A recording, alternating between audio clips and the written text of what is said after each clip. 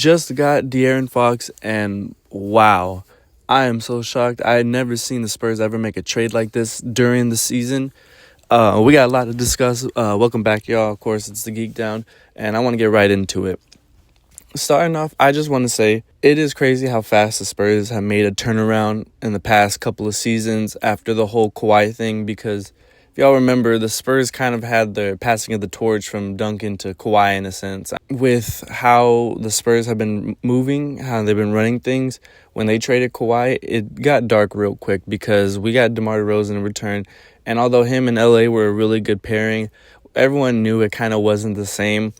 It was a little too one-dimensional with the mid-range, and they kind of had to set up for a rebuild when Kawhi was supposed to carry them to maybe a couple more rings depending on how they looked moving forward.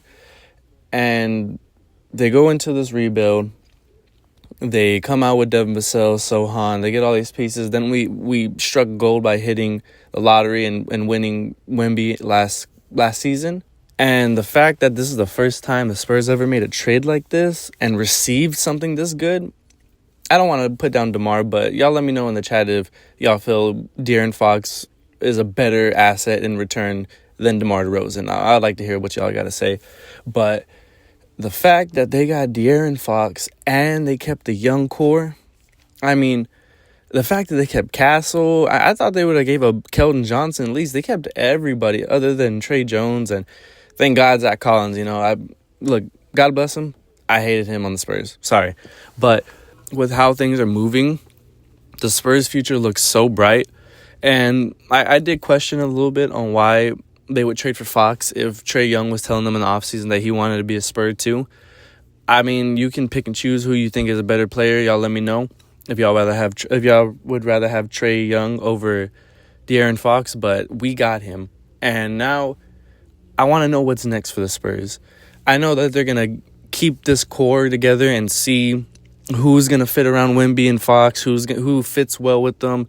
If Jeremy Sohan can take the next step as a role player and be kind of all-around a power forward, positionless player in a sense, they want to see if Devin Vassell can be unlocked from having De'Aaron Fox and Chris Paul being the point guard. Now there's another playmaker on the team, Stephon Castle. He gets a lighter role, but at the same time with De'Aaron Fox and Wemby just being so dynamic, hopefully, I think it'll really do a lot for Stephon Castle and Devin Vassell.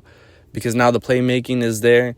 They don't have to constantly be double-teamed, or they don't have to be the only shot creators on this team other than them and Wemby. I'm really excited to see that. I want to see what this Hawks pick turns into, because after they lost Jalen Johnson, they've kind of been falling. I think they lost 8 games in a row now. So that's interesting to see what's going to happen in the offseason.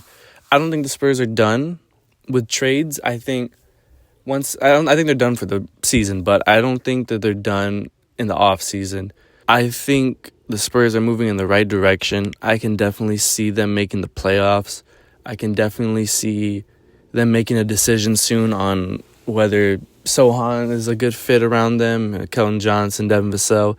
I think all these players are good, but I don't know if they really fit with this team. I think you need a little bit more shooting. I think Devin Vassell is a really good shooter, but he's a little streaky sometimes.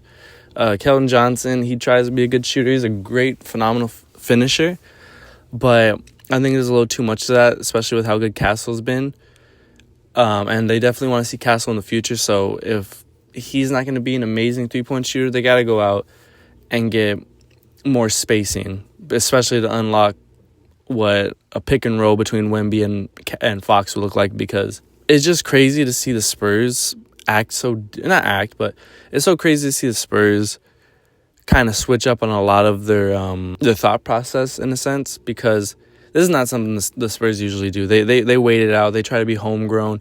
They try to get these players, but I can tell that there's a little bit of a anxiousness from the front office, because they don't want Wemby to not want to be on the team no more. They don't want this window to close if Wemby's health is going to be a problem. It hasn't been, knock on wood, but you never know.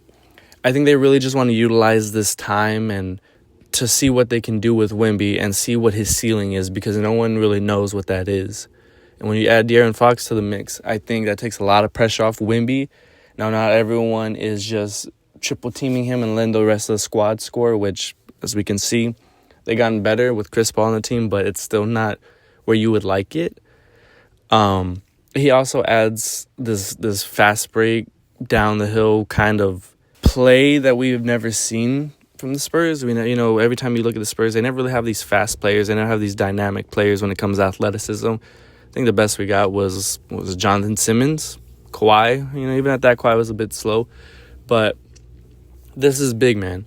What they're going to do with the starting lineup is an issue for me, because we saw last year that Chris Paul off the bench really wasn't a lot to be desired for, because he had his worst statistical season on the Warriors. Granted, it was a train wreck last year, but he was really striving this year on being the starter along with Wemby. You can't have De'Aaron Fox and Chris Paul starting, so he's gonna come off the bench. Probably gonna have Devin Vassell shooting guard. Keep Julian Champagnie for the spacing. Sohan at power forward, although he's been playing a lot of backup lately, which is interesting. I don't know if it's because of the injury, they're just trying to work him back into the game, or if this is something a little bit bigger. But at the same time, I feel like they would have considered him into the trade if they really didn't believe him, so who knows. I'm glad they got rid of Zach Collins, like I said. Thank God, because now we can see Charles Bassey, who's been a real hustler and great rebounder, which the Spurs needed because their only big was Wemby. So now anytime Wemby goes on the bench, they're not just undersized and no interior defense. The fact that they got elite point guard, or maybe like a top 6 point guard in the NBA for picks that are irrelevant in a sense. That Minnesota pick's probably going to be really good. The Spurs picking, was it 2027? You live with it because you have this team. You have Wemby, so I don't think that pick matters as much. You give the Bulls pick back, which I don't know if it was lottery protected. That's on me. I should figure that out. But that's probably the biggest one. The Charlotte pick, like I said, is really nothing. You give away Trae Jones, who, we all like Trae Jones, but like De'Aaron Fox better. That's crazy. And you get Jordan McLaughlin. Doesn't really do much, but this is new. This is new for the Spurs, and I'm excited to see what they got moving forward, because we don't know what, like I said, we don't know what Wemby's ceiling is. And now we see De'Aaron Fox again, paired along with this dynamic athletic center. I love Domantas Sabonis, but I think being a lefty, both of them kind of made it a little clunky. I think also Sabonis not being a floor spacer to that extent and real ball dominant too in the post. I think it just didn't pan out for both of them. Maybe it wasn't a good fit. You get him out of Sacramento, which just historically has not been a good organization.